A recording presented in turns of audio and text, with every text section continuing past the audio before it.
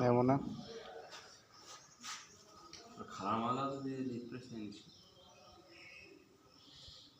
এই তো স্যার আমি টিকটক করবো।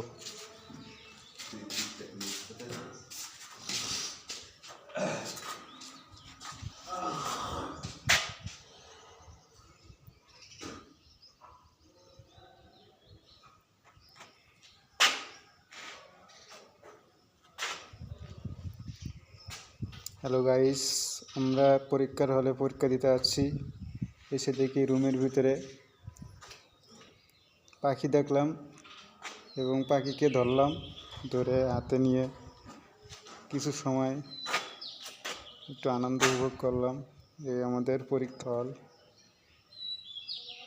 একটু পরে আমাদের পরীক্ষা শুরু হবে।